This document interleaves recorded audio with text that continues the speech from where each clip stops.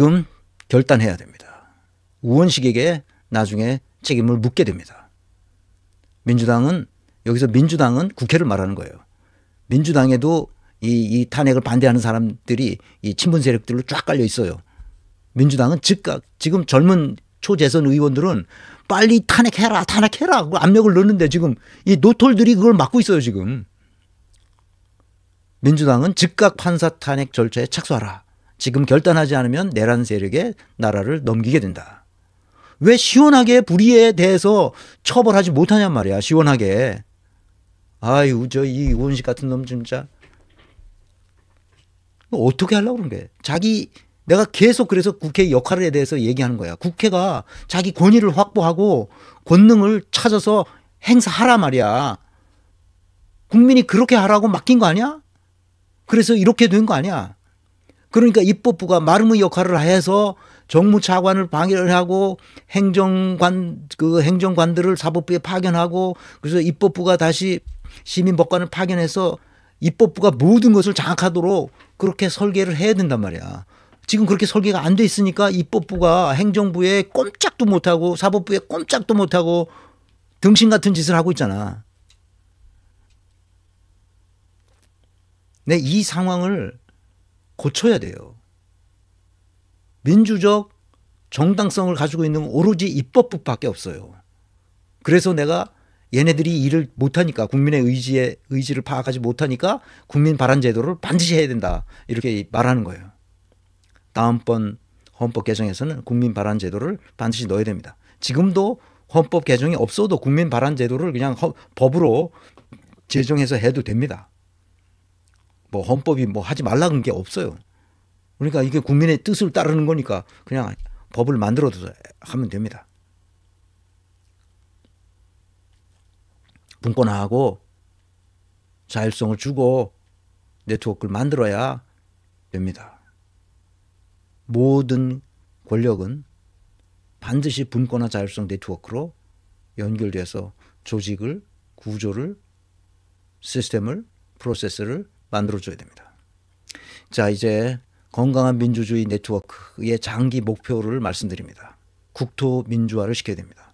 자치분권 우선주의로 연방제국가로 그래서 남북 통일을 지향해야 됩니다. 독일이 동서 통일을 지향해 왔듯이 그래서 직접 민주주의 체제를 갖추어야 됩니다. 교육 민주화를 국토 민주화의 설계 위에 교육 민주화를 이룩해야 됩니다. 국공립 대학을 평준화하고 모든 교육을 무상화하고 교사의 기본권을 정치 기본권을 확보하고 그래서 정치 교육이 정치적 교양을 전 국민에게 가르칠 수 있는 토대를 만들어야 됩니다. 이제 사법을 민주화해야 됩니다. 법원을 5개 내지 6개로 분권화하고 전국에 분산시켜야 됩니다. 그리고 그 지방법원부터 이렇게 5개로 분권화돼야 됩니다. 대법원만 하는 게 아니에요. 법원 기능 자체가 지방법원, 고등법원, 대법원 이것이 다 5개 내지 6개로 분권화시켜야 됩니다. 그리고 자기가 만약에 소송이 되려면 어느 법원인지를 정확히 예를 들면 노동법원인지 사회법원인지 재정법원인지 행정법원인지 아니면 일반 법원인지 그것을 알고 할 수 있도록 해야 됩니다. 그리고 배심제 또는 참심제를 해야 되는데 나는 배심제를 하고 있는 미국의 사법제도가 그렇게 신뢰받지 않아요. 그래서 참심제도를 하는 것이 좋다 이렇게 생각하지만 어쨌거나 국민이 직접 그 재판에 참여할 수 있는 제도를 만들어야 됩니다. 그래서 판사들을 증언하고 독일은 직업법관이 2만 명이 넘어요. 그런데 인구 대비로 하면 우리는 10,000명도 넘어야 됩니다.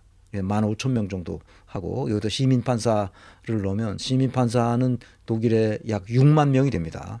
그러니까 시민판사하고 직업판사 같이 합치면 한 8만 명이 판사직을 하고 있는 거예요. 행정도 일체 안 하고 오로지 재판만 합니다. 그러니까 재판의 질이 높죠. 그러니까 어떻게 해요?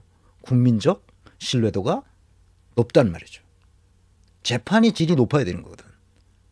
이 대법관이란 놈들이 한 지금 이 재판의 이 퀄리티가 어느 수준입니까 이게. 말이 되는 소리를 해야지 말이. 경제민주화 반드시 이룩해야 됩니다. 기본사회 MMT 이론을 중심으로 이제 크립토의 세계가 우리 앞에 펼쳐지기 때문에 이 크립토를 잘 활용해야 됩니다. 그다음에 산업 생태계를 위한 재벌 개혁이 반드시 일어나고 생태계가 만들어지지 않고 재벌이 다 먹어버려요. 그러면 독식하고 다양성이 사라집니다. 그러니까 생태계가 안 생기죠. 우리나라는 생태계가 없어요. 산업 생태계가. 그래서 생태계를 만들고 서로 상생하는 네트워크가 이루어지도록 만들어야 됩니다. 네트워크가 이루어진다는 말이 생태계가 만들어진다는 뜻이에요. 정치 민주화해야 되죠. 정당이 민주화되고 권역별 연동형 비례대표제를 해야 되고 국민 발안제를 해야 됩니다. 시민의회와 국민 발안제를 합쳐서 같이 직접 민주제를 만들어야 된다는 거죠. 이 정치 민주화가 다시 국토 민주화로 회귀되고 다시 교육, 사법, 경제, 정치로 나아갈 수 있도록 해야 됩니다. 그래서 정경사교국 이것이 이 분야가 다 민주화 이룩하도록 우리가 힘을 써야 됩니다. 그래서 이제 건민내에 들어가면 이제 크립토의 세계로 우리가 그 진척이 돼야 되는데 문재인 정부 때서부터 크립토의 세계를 완전히 무시한 바람에 결국은 이렇게 됐어요.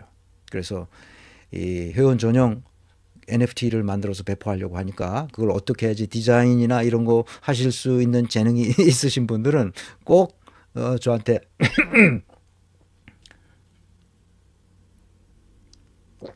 보내주시기 바랍니다. 자, 이거는 수없이 얘기했습니다. 그래서 오프라인 워크숍을 지금 하려고 준비 중에 있으니까 아까 초입에 얘기했던 그 신청을 이 워크숍에 참여한다. 단 4시간만 합니다. 이번에는 실험적으로 어떻게 그 교과서를 쓰려고 하는 거예요. 그러니까 표준 교재를 만들어 보려고 하는 겁니다. 지금까지는 내가 일방적으로 만들어서 했던 것을 여러 사람들이 참여해서 같이 만드는 워크숍이다. 그래서 조금 그 지금까지 그 제 방식으로 해왔던 워크숍은 다음 한 6월이나 7월 그 사이에 5주에 걸쳐서 20시간 워크숍을 합니다. 4시간씩, 일주일에 4시간씩. 그래서 그때는 이제 새로 만든 교재를 가지고 할 거니까요. 그때도 많이 참석해 주시고 이번 실험적인 워크숍도 전체적인 그 단어 경영에서 요 성취계층 모형 APM 요것을 배울 수 있도록 하는 겁니다. 물론 인사론과 조직론과 리더십론 전반적으로 어떻게 하는지 스크리닝 하긴 하지만 그러나 사람 보는 안목을 기르는 것을 어떻게 할 것인지 그것을 배울 수 있도록 그렇게 할 예정입니다. 많이 참석해 주시고 많이 거기에 신청해 주시길 바랍니다. 자, 이제 요약해 보겠습니다.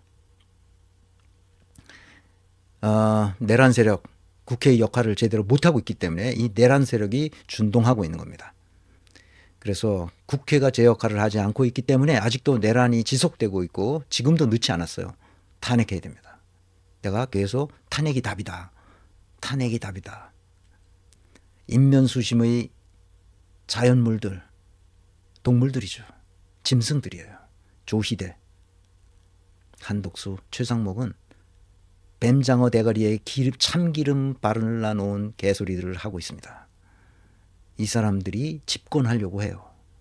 우리 민주 시민들은 정신 바짝 차리고 이게 우원시까지 지금 압박을 해야 되니 정말 할 일이 많습니다.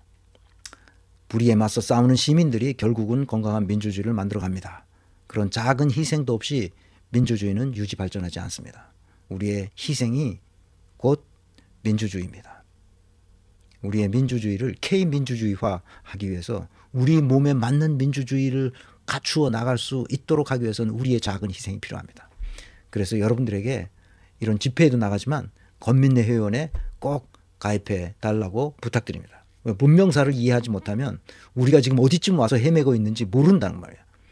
우원식 이런 놈들 우리가 지금 어디쯤 와서 헤매고 있는지 모르기 때문에 자기가 뭘 해야 되는지도 모르는 거야. 그래서 그거를 한목에 가르치려면 직무가 뭐라는 것을 이해하고 직무의 어카운터빌리티, 성과 책임이 무엇이라는 걸 알아야 자기가 내가 이걸 해야 되는 거로구나 하는 걸 그제서야 알게 된단 말이죠. 국회의원들이 성과 책임이 없어요. 그래서 나라가 이렇게 되는 거예요. 고위 공직자는 성과 책임이 없습니다. 내가 이걸 왜 어떻게 아느냐? 내가 중앙인사위원회 위원장 정책 자문관을 했어요. 한국은행 있을 때. 한국은행 팀장으로 있을 때 그 옛날 얘기지 벌써. 25년도 더 된 얘기야. 그러니까 직무가 뭔지 모르는 사람들이 수두룩 탁상인 충격을 받았죠. 충격을. 고위공직으로 해서 직무가 뭔지 몰라. 자기 신분이야, 신분. 장관. 장관 한 번 나오고 그러면 끝까지 장관님 그러잖아. 이 조선시대에 사는 거야, 아직도. 그러니 나라가 어떻게 되겠어. 그런데 나라가 얼마나 한국 사람들이 부지런하고 요령이 있는 사람이면 그 민중이 노력을 한 거지. 노력을 통해서 결국은 그 아시아에서 가장 빈국이었는데 지금 세계 10대 경제 대국으로 올라선 것은 고위 공직자들 때문이 아니라 민중의 노동력 때문이었어요. 근데 이제는 그 노동력이 완전히 다른 차원으로 올라섰단 말이야. 그러니까 이제 완전히 바뀌어야 돼요, 이제는. 근데 이 윗대가리가 그 뭘 어떻게 바꿔야 될지 모르고 있는 거야, 지금. 돌아버리는 거지. 자, 그래서 오늘 강의는 여기까지입니다. 뭐가 문제인지 아시겠죠, 이제? 우원식이 문제라는 거예요. 우원식이 한덕수를 길렀고 조희대를 길렀고 최상목을 길러냈다는 거예요. 즉각 단호한 자세를 취하고 탄핵을 했어야 되는데 안 하잖아. 그럼 누가 안 한 거야? 내가 초선 재선 의원들 젊은 사람들 보면 미치겠다는 거야.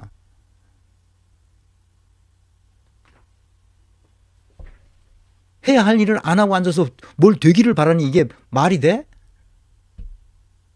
5, 6월에 세불알 떨어지기를 기다리는 거나 똑같은 놈들이야. 자, 이제 얘기해봤자 입 아프고 아이고 벌써 1시간이 넘어 1시간 이내에 끝내려는데. 자, 여기서 끝내겠습니다. 다음 시간에는 비전 전략 조직, 이번 시간에 하려고 그랬던 건데 그 조희대 이놈 때문에 이제 저기 주제를 좀 바꿨는데요. 다음 시간에는 특별한 일이 또 없으면 비전 전략 조직 제가 기억했던 강의 시리즈로 계속 나가겠습니다.